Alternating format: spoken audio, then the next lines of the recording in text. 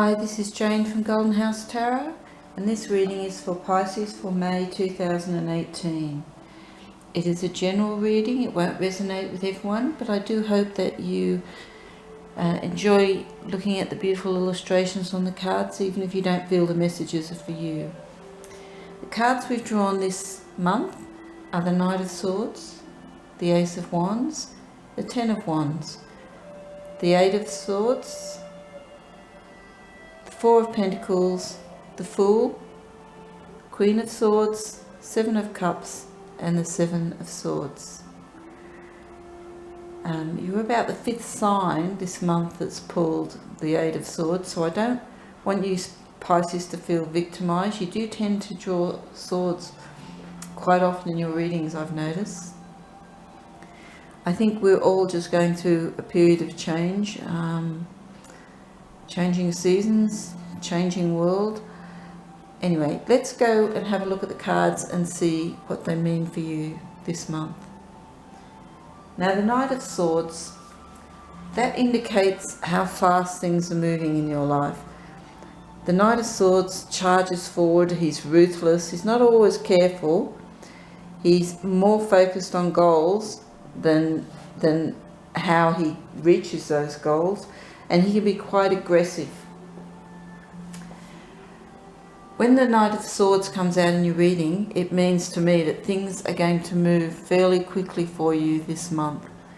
And they're going to move more quickly than you feel that you can handle at times. Here we have the Ace of Wands. Now, the Ace of Wands it's the beginning of a new enterprise or an opportunity. Or even just a new positive attitude to what's happening in your life. The universe is giving you a boost when you get the Eight of Wands. It's saying be alert for opportunities, don't miss them. It's talking about channeling your energies and being positive and being productive to get the best outcomes. It's definitely going to give you an opportunity, but it wants you to be fast and it wants you to have lots of energy when you take up that opportunity. The Ten of Wands is about burdens and perhaps sometimes unwise multitasking, about feeling like exhausted, overwhelmed. It's telling you that you've got to choose the things the tasks that you're taking on. You've got to be careful that you're not taking on tasks that belong to other people, that you're not being responsible for everybody in the family and what they do. If you've got too much on your plate, then just give some of them up. Tell other people to do their own jobs, or just say, look, this doesn't have to be prioritised and done at this moment, because the Ten of Wands is saying you're just trying to do too much, you're trying to juggle too many things at once. And this is why you've got the Eight of Swords. That's a feeling of overwhelm, it's a feeling of, it's a lack of self-preservation and a belief that things are worse than they are. It's your perception of how things are. And sometimes these burdens aren't real. Sometimes they're, burdens that, we expectations we put on ourselves that other people don't really have of us. When you get the Eight of Swords, you can sometimes kind of feel depressed about it. But this is self-imposed. The Eight of Swords, a lot of this is about our perception of and our expectations that we place on ourselves. So the Eight of Swords is saying just be careful. Just be careful not to get into like a downward spiral or a rut, or I'm just too tired to do anything. I have no energy because I'm tired about thinking about all the things I have to do. Thinking shouldn't make you tired. If you get up and start to tick a couple of things off the list, then those burdens will become less. The Four of Pentacles is about your attachment to possessions or attachment to ideas or things that you want, and it's about holding on too tight to that. It's about the fear of losing something, and that also can be a perception that we don't have enough.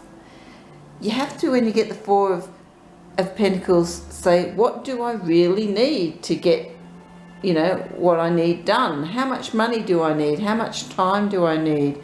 How much sleep do I need? Don't get stuck holding on to outdated ideas. Don't be too cautious or careful either, because you can miss opportunities if you're so afraid that, you know, if I don't stick with doing this, you know, I'll lose this bit of security that I've got. Because if you're too careful, you won't take up opportunities. It also can be an indicator that maybe you need to check how you're dealing with some of your financial matters or even your emotional matters. You know, you need to check if you're being the most productive, you're using things in the most productive way. The Fool is a beautiful card. It's the first card in the deck. It's the first of the major arcanas. And when the Fool comes along, it's talking about new beginnings. It's talking about being optimistic, being open to new ideas, trusting life. It's kind of having some innocence. The Fool, she's out there, she's seeking knowledge and beauty and joy. She wants it all. You need to rely on your instinct for guidance. You need to take a leap of faith. You know, she's hesitating on the precipice. But what she really wants to do is to move forward. And I think when you get the Fool, it's about saying to yourself, am I just being too cautious, like here? Or do I just need to, you know, have a go? Things may not always work out the way you want them to, but you'll learn something along the way, and you actually will achieve something. You will move forward. And that's what the Fool does. She breaks this rut. She says, no, come on, let's have a go. You know, my gut's telling me that I want to try this. I want to learn something new. I want to go to meet new people, or I want to go and do a course, or, you know, whatever it is, I want to invest in something. The Fool is saying, you know, sometimes you have to take a chance, and you have to trust your own instinct, your own intellect, your own knowledge, because sometimes we can just, you know, second guess ourselves too much. And this is interesting because here we have the Queen of Swords. Now, she knows how good she is. She's intelligent, she's self-assured, she's strategic, she cuts through the nonsense. She's also detached emotionally from her decisions. She doesn't mind stepping on toes sometimes. And this is a characteristic that you perhaps need to develop a little bit more, because the Queen of Swords often represents, you know, a divorced woman or a single woman. And the reason that they say that is because she's somebody who is very self-reliant. She's very sure of her own ability to look after herself. It doesn't mean that she doesn't want to be in a partnership. It just means that she doesn't need to be in a partnership. So the Queen of Swords is about taking charge of your own life.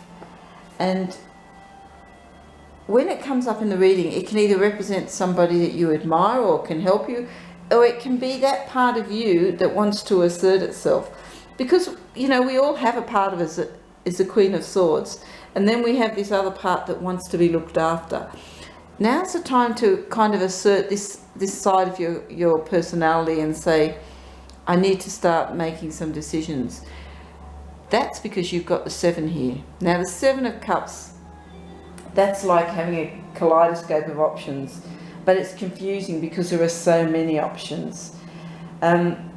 You don't necessarily need to just choose one of the options. Sometimes you can multitask, you can embrace a multitude of possibilities. But you also, when you get the 7, you have to be aware that some of the options are not going to be realistic. Some of them are pie in the sky stuff, some of them are sort of just fantasies. So check them all out. And the reason I'm saying check them all out is because you have the 7 here. The 7 of Swords is about deception. It's about a need for vigilance and decision making, about doing your due diligence. And it's really important when you have all of these options here that you understand what's realistic, what's not. You understand who's telling you the truth. If something sounds too good to be true, it probably is. Be smart. Cut through the nonsense. This is just a caution card. It's not a card to be frightened of. It's just saying that, you know, things are changing. There are some changes happening here in your life. And you do have to follow your gut instinct, but you also have to be smart. and you have to do due diligence on something. But when you get this 7, it also says it's time to decide. You've been dithering too long. You've been standing on the precipice. You've been dithering because you've had so many options, and some of them just look like, you know, I really want to try this. But you know that that's not a realistic option for you. You have all the things you need here to make the right decisions. All you need is a bit of faith in yourself to move things forward. I think that it's going to be a busy month, a very busy month.